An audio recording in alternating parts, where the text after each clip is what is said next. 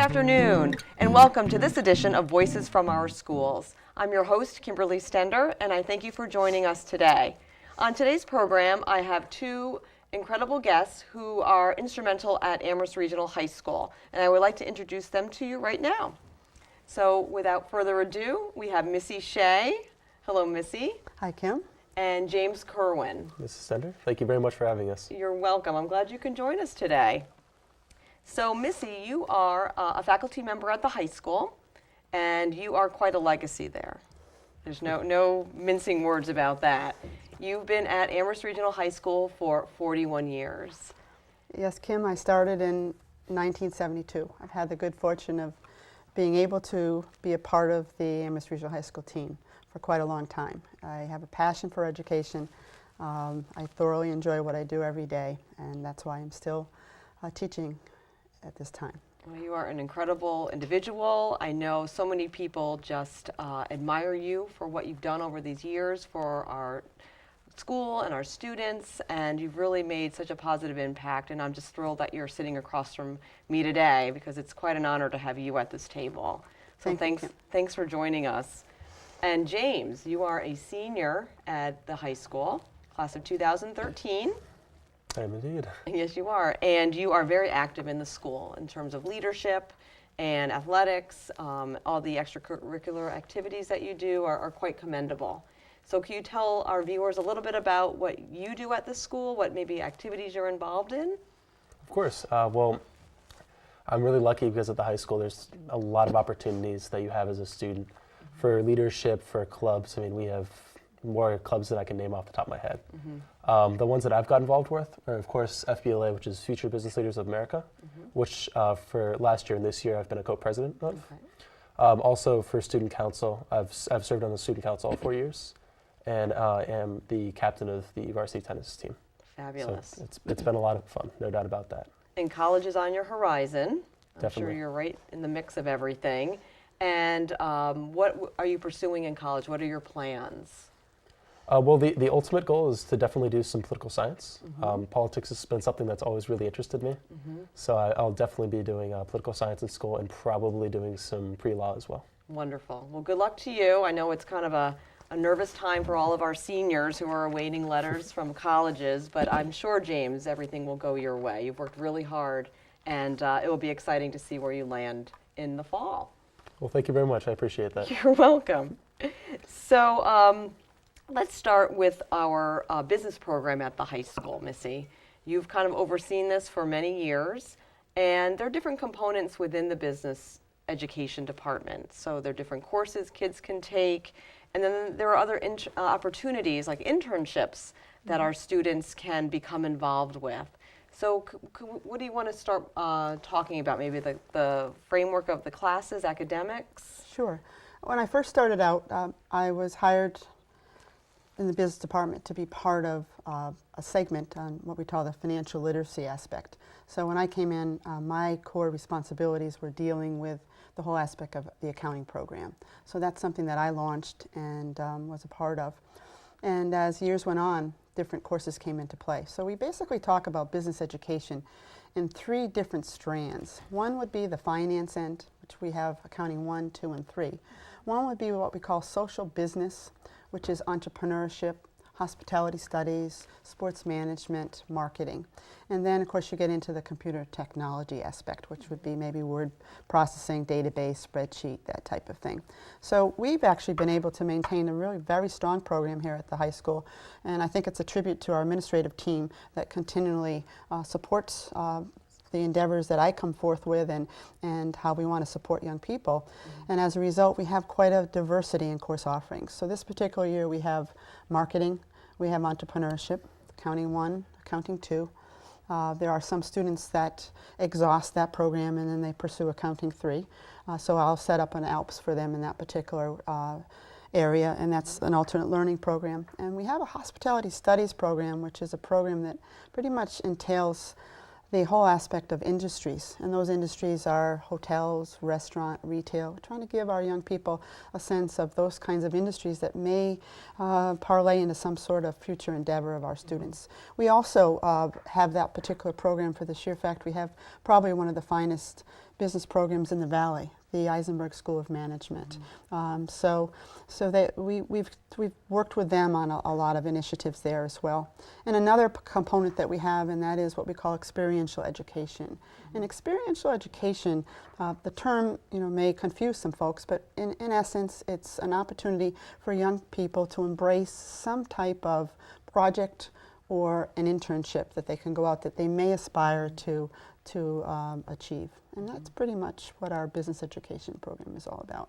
Yeah, it's quite successful, and it's very impressive. There's the fact that we can offer internships or these ALPS programs and allow our students to kind of venture outside the school and into the community where there are ambassadors per se. That's right. And learn something about what goes on, behind the counter of a business or on the other side of a desk, and give them that real world experience that they can take with them. Now, James, have you had any opportunities in the internship program? I'm glad you asked, because one thing I really like about the business courses, as well as the internship program, is just the sheer fact that there's so much that you're able to do that otherwise you aren't able to.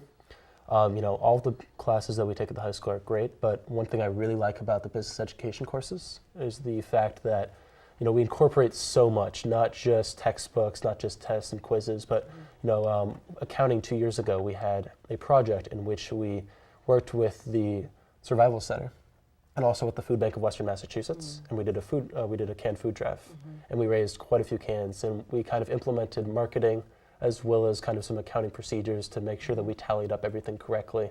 And it was a really great program. And that's something that she mentioned as well also for Eisenberg, just doing similar things as well. And it's kind of the same idea also with internships, in that you're allowing students to do things that they feel really passionate about, that are kind of more into the community than traditional courses. And I have one friend who I can think of off the top of my head who really wants to be a doctor. It is now interned with a really reputable surgeon, and he's having a great time. Great. And those opportunities, are welcomed also by the people who provide them. I know when we launched the internship program with the Chamber of Commerce a couple of years ago, a lot of these local businesses or real estate agents were thrilled that they had the resources of the high school students available to them. So whether it's teach me how to do Facebook, how can I launch my business on Twitter, how do I get to the 21st century, all this technology stuff that some folks just aren't familiar with. Our students are able to come in and in one aspect set them up and launch their businesses into a new direction. So that was well received, and also the traditional learning curve, of course, of being in an internship as well. When you speak of the internships, what you were speaking of in regards to training some of the workforce people out there, one of the things that I pride myself in is to go out and visit the work sites.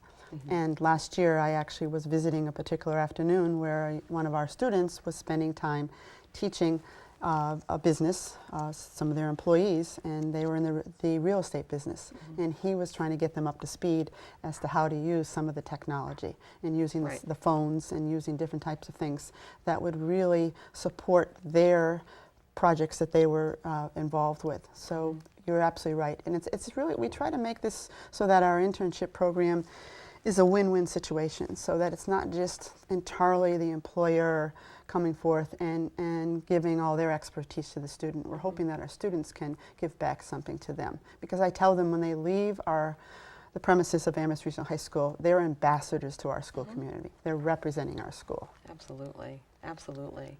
And it's just an incredible program, and I'm glad you thought of that 2 years ago, because I think it's made a big difference for our students, but also to the businesses and shops in town that now know that they can rely on Amherst high school kids to help or to be hired. Sure. So it's great. And we have very strong partners. Of course, you mentioned Eisenberg School of Management at UMass, as well as the sports management program.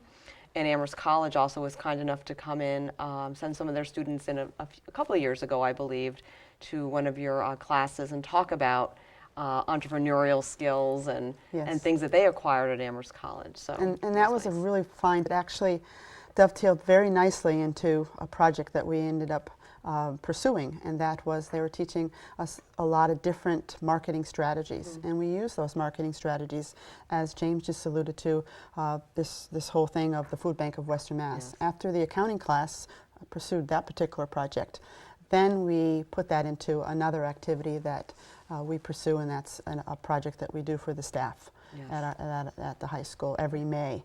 And as a result, we had tremendous success with what the end product was there, as far as raising money, as well as the actual food cans and what have you to send to the Survival Center. Yeah, absolutely. Yeah, and one thing you mentioned was just, of course, the fact that we have these internships with the businesses and we have such a good relationship. It's 100% the case, because with FBLA, one thing that we do is whenever we need a raffle item, or our Kids for the Cure project, whenever we need a solicitation so that they can be one of our sponsors for the back of our t-shirts, we go straight to the businesses after we've prepared a plan, we've prepared a letter, and we've gone over with our students, and we give them our business plan. And we also, of course, we're teaching the students how to properly solicit, handshake, proper communication, and the businesses have been great to us, no question about that. We received, I think, over 40 prizes last year from local businesses for our raffle for the Staff Appreciation Breakfast. And we also have received this year so far over $2,000 in sponsorship from local businesses. So, I mean, they're definitely a great ally to us, no question. Yeah, well, you are the future business leaders, so they're foolish not to take advantage of that. So let's talk a little bit about Future Business Leaders of America. I know you both alluded to FBLA, which is a co-curricular activity at the high school. And it's very popular. You have a lot of students who are involved, and you do a lot of different things throughout the year. So you do some fundraising, you do some marketing, you do some promotion. Not only do you do the Staff Appreciation Breakfast, which Missy, you just briefly touched upon, but also over the summer, you help at the Chamber of Commerce golf outing, which is huge. And also you do something that's really special called Canes for the Cure. So if we could we just kind of talk a little bit about each of these things? Because I really feel that these events embody the goodwill that FBLA provides throughout the school and the community. So, Well, first of all, I just want to tell you that FBLA came to Amherst High School in 1983. It's a national initiative. It was actually started by a professor from Columbia University. He felt that we really need to think in terms of education with tying in what's learned in the classroom and then applying them in some kind of venue. So that's how FBLA actually came to fruition in 1935. And myself and a colleague in 1983 decided to see if we could bring it to the state of Massachusetts, which we did. And as a result, Amherst became the first chapter and has been very active in that ever since. And one of the things that the responsibility of an advisor is to simply be sure that no matter what activity we undertake, that we apply good business practice. That's what our young people are going to be seeing when they depart after their post-secondary studies. So that's pretty much what the organization is all about. So we try to do some things that allow our students to get engaged in a variety of different activities. And one activity that came forth, it's 4 years now, is that correct? The Canes for the Cure. And it was something that we thought, how could we support our local community in some way, shape, or form? And it came upon us that we would try to do this with raising some money for our local hospital, which many of us have to frequent on occasions.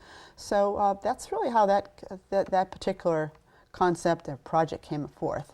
And every year it's grown to sizable numbers in terms of what we raise and so forth. And the business plan, and that's one of the things that I'm sort of a stickler on. Whenever we put any sort of project together, there's an expectation that we have to have a document that's going to be our roadmap, that's going to direct us as to how we need to do things. And then, of course, we design the business plan, but then we also have to review it at the end and see how successful we were and how we can make improvements for the next year. So I think if I pass it on to James, he might be able to certainly tell our audience and also you, Kim, where we are in terms of that particular activity. that'd be great. Yeah, no, I was very fortunate because I actually came in as a 9th grader into FBLA during January. I'm pretty sure it was either that or December when we were working on Canes for the Cure for the first time. And it was, such a great time to come in because I got to hear about how they came up with the idea, why they wanted to do it, and it immediately hooked me because I wasn't sure, really what FBLA was, but this has really become a fundraiser that defines us. Over the last 3 years, we've raised $5,500 that we've given to the Cooley Dickinson Cancer Care Fund. And it's a great organization because it gives money to Western Mass residents of limited financial means who have cancer. And not only that, but just as a process for the school, we sell our Canes for the Cure t-shirts. That's after we've created a business plan and solicited local businesses for sponsorship so we could buy the t-shirts. We then sell them to the student population. And last year we sold all 200 of our shirts in 3 days' time, which was incredible. And not only that, but for the entire week you could just see people wearing these pink, bright pink shirts, and it was great because you'd walk into the lunchroom and the cafeteria, and everyone, there's just a sea of pink, and it was great to see. Isn't that great? And you encourage people to wear them to sporting events too and other school activities, so it's not just a one-time deal and the kids toss them in their closet. These are meant to be worn. Yeah, as a matter of fact, what we did originally was we actually talked to the athletic director, and if you bought the t-shirt, you actually got into 2 of the games for free. There you go. And so we actually set up, we're kind of intertwining athletics, school spirit, and also this fundraiser, trying to just really have as big of a community building process as possible. And it worked out pretty well. This year we're actually planning to add a little bit more. Okay. As in, we've raised more in sponsorship this year, and we're buying more t-shirts. Okay. But we're hoping to have an entire Canes for the Cure week, which will it'll include a cancer awareness week itself, as in we'll be able to go over the loudspeaker, hopefully the intercom, and tell students facts, everyday facts about cancer. How many people sadly are stricken with cancer every year, and just not only hopefully sell more t-shirts than last year, but also educate the community in the process. Right, another hook. And could we just explain to the audience as well what Canes for the Cure Of means? course. Well, we're the Amherst Regional High School Hurricanes. The Hurricanes, right? Yeah, It's our I'm sorry for mascot. not saying that. Yeah, That's okay. We're the Hurricanes. We have Hurry the Cane as our mascot, and so Canes are what we'll say during cheers. We'll say, let's go Canes. Here we go Canes. Right. And so Canes for the Cure was the name because it was really catchy, and it also incorporates our school mascot and logo into the fundraiser itself. Okay. Yes. That's good. That's good to know. It's good to tell people. So when they see these t-shirts around town, or they'll know exactly what you're talking about. So the Canes for the Cure has, you've done this for 4 years now, and each year it gets more successful, and you're able to raise more money and give it to the Cooley Dickinson Cancer Care Fund. And it not only helps folks within treatment, but it also provides like reading materials for them to enjoy, or some food if they need it, just a little bit to get people through that hard time of treatment. But recently, you were lauded by the Western Massachusetts Young Philanthropic Organization, and FBLA received this huge award. You were right up there with the people from Big Y and other really highly respected organizations in Western Massachusetts. And I know I was there to watch all of you get this great award, and Missy, you were there as well, and it really made me proud to be able to say, I was there, I saw this happen, and I know the hard work that went into this. So Missy, do you want to talk a little bit about that and how Cooley Dickinson and Georgia Moore actually nominated your group Sure, I'd be for happy this to. prestigious award? Absolutely. We began this whole project with Canes for the Cure, trying to figure out, contact people, and how we could make this work.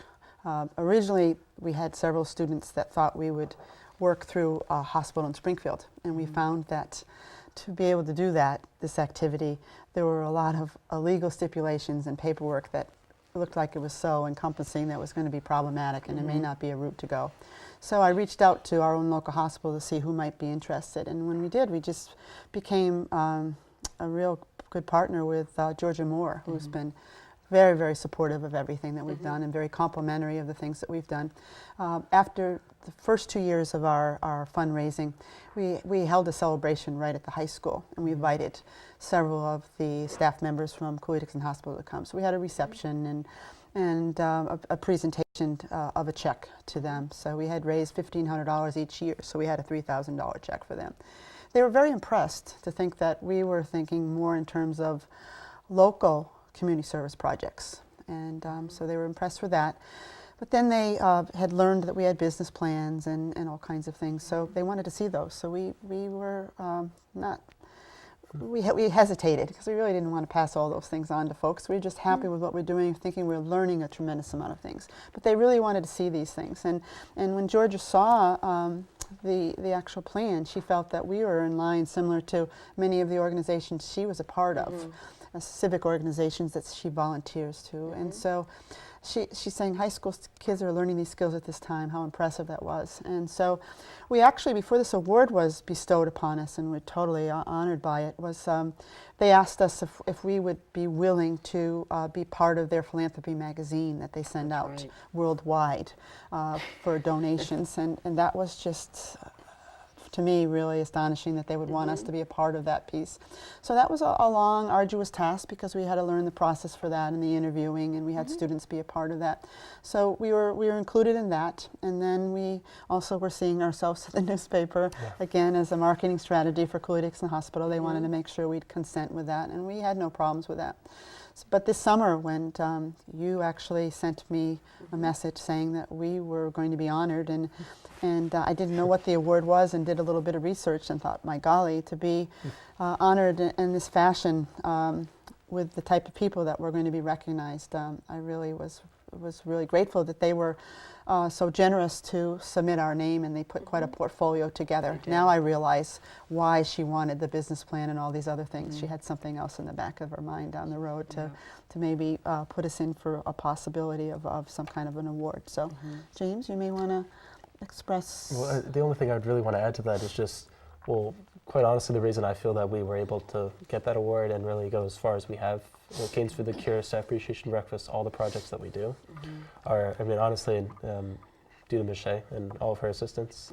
One thing she didn't mention was the fact that she was she won the state title as coach of the girls basketball team she did. in 1980, and she's been a fantastic advisor to us. And some club advisors, they're not there for the actual meetings, or if they are, it's not, of course, their fault, but they just want to be working on other things. Yep, absolutely. But with Ms. Shea, she's the one who's staying as late as we need her to every day, and she's helping us write the business letters, business protocols, whatever we need to do. And today, I don't even need to open up a document to write a business letter or anything, or a memo or things of the sort. I can just do it off of memory. So.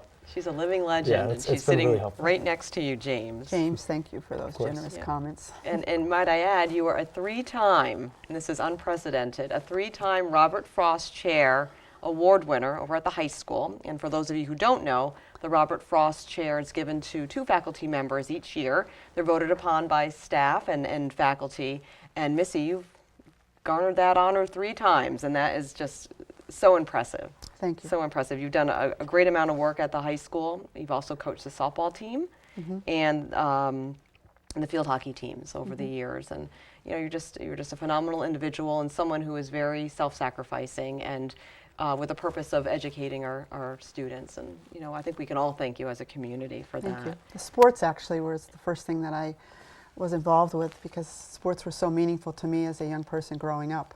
Certainly being at that vintage of with Title IX, the opportunities were not as prevalent, but I did have a lot of opportunities, and I feel that my character, my stick-to-itiveness and what have you, and perseverance, a lot of that comes from my opportunities participating in interscholastic athletics at high school and college level. And so when I started at Amherst, I felt that I needed to give back everything that was given to me. So that's how I started out with the sporting venues here at the high school. Yeah, it's phenomenal. Thank you. Now we're just about to kind of end the show, if you can believe that. So I did want to mention too that not only does FBLA do this wonderful staff appreciation breakfast each spring, and all the high school faculty and staff, have the opportunity to gather and have a nice morning. And that's all because of FBLA and Missy Shea. And I know Mark Jackson, the principal, is always thrilled, and he is, beyond happy that day. So, and he knows it's because of all the hard work and dedication that goes into it. FBLA also runs the school store, So students have the opportunity to buy food or whatnot during certain times of the day, and that's amazing in itself because you do run it like a business with spreadsheets and inventory and stocking and whatnot, managers. That's something to be commended about. But if the public wants to donate to Canes for the Cure, how would they go about doing that? Can they go online onto the district website, arps.org, and get some information about FBLA and perhaps reach out to you, Missy, or you, James, and maybe think about donating some funding for FBLA or Canes for the Cure? Well, one thing, of course, feel free to add on to this, Shea, but one thing we're thinking about doing is we've actually written up a press release, and so very soon we're going to be hopefully trying to release this press release to various newspapers and radio programs around the area.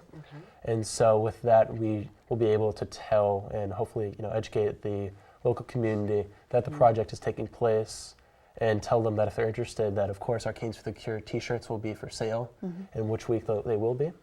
And also, if they'd like to donate, we will be taking donations as well. And then I guess just last thing will just be that if they'd like to be a sponsor next year, then that's of course always appreciated. Okay, that's great. Thanks, James. Of course. And Missy, thank you so much for joining us today. I really, truly appreciate you being here and letting the greater Amherst community know about this amazing business education program at the high school. And I encourage students to enroll in these courses because they are phenomenal. And also all the extracurricular work that FBLA does throughout the year, just for the school and also for the community, James. So thanks for leading the helm on that one. And I wish you all the very best of luck as you head towards graduation. I know we're a few months away, but it'll be here before you know it. And Missy, I know we're going to see more of you in the years to come. So I just want to, again, say thanks for all the work that you've done throughout these years at the high school. Well, we thank you for this invitation to be a part of this session. Well, Thank you're you very welcome. much. Anytime, you you very come much. back, anytime. Thank you. And I want to thank you, our viewers, for joining us today on Voices from Our School. I'm your host, Kimberly Stender, and I hope you have a wonderful day.